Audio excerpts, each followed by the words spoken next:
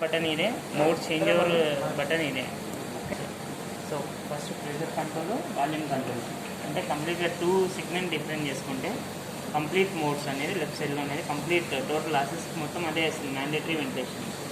Next వచ్చేసి assist ventilator ఏమైనా ఎస్ఐఎంవి కానీ తర్వాత సీటాప్ పైటాప్ మొత్తం రైట్ సైడ్లో ఉంటుంది. ఓకే, ఇది ఈ మోడ్స్ అయితే ఇవి. Next category first adult, paediatric, neonatal. So universal ventilator ఇది అప్ టు న్యూ బార్న్ బేబీకి కూడా యూజ్ చేసుకోవచ్చు. 2 ml to 2500 ml దాకా యూజ్ చేసుకోవచ్చు. ఇవన్నీ వచ్చేసి upper limit alarms. Above పీపు, below పీపు. Next peep trigger sensitivity. ఇప్పుడు వచ్చేసి సిఎంవి మ్యాండేటరీ వెంటిలేషన్ ఉన్నప్పుడు ఇక్కడ బ్రెత్ రేట్ చేంజ్ చేస్తాము. ఇది వచ్చేసి inspiratory time, pass time, rise time. తర్వాత ఎస్ఐఎంవి frequency, breath rate.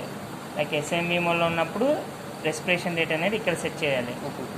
సిఎంవిలో volume control కానీ ప్రెషర్ కంట్రోల్లో ఉన్నప్పుడు ఇక్కడ సెట్ చేయాలి. సిఎంవిలో మ్యాండేటరీ వెంటిలేషన్ ఉన్నప్పుడు ఇక్కడ, ఎస్ఐఎంవిలో ఉన్నప్పుడు ఇక్కడ. తర్వాత ఈ బటన్ వచ్చేసి total volume, tidal volume set చేసేది. టైడల్ వాల్యూమ్ సెట్ చేస్తే ఆటోమేటిక్గా మినిట్ వెంటిలేషన్ సెట్ అవుతుంది. తర్వాత ఈ రెండు వచ్చేసి upper limit, lower limit alarms ఎక్స్పిరేటరీది. నెక్స్ట్ ఇది వచ్చేసి FiO2 21 to 100%. So patient saturation maintain చేసి ఇది బ్లెండర్, లైక్ బ్లెండర్ మిక్స్ అయ్యి 2 ఒకటి మిక్స్ అయ్యేది.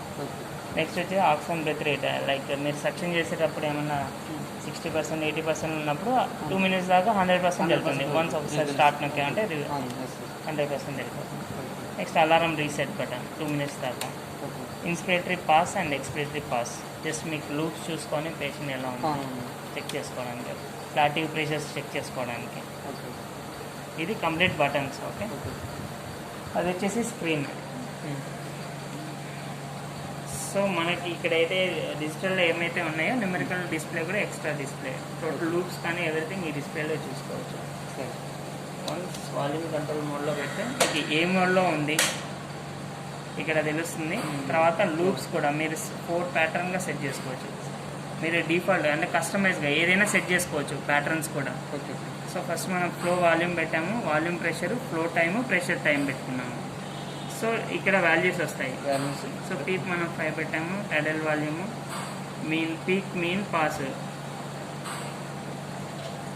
సో ఇక్కడ ఏవైతే ఉన్నాయో అవి అక్కడ అప్లికేబుల్, మనకి చూసుకోవడానికి విజువలైజేషన్ ఈజీగా ఉంటుంది.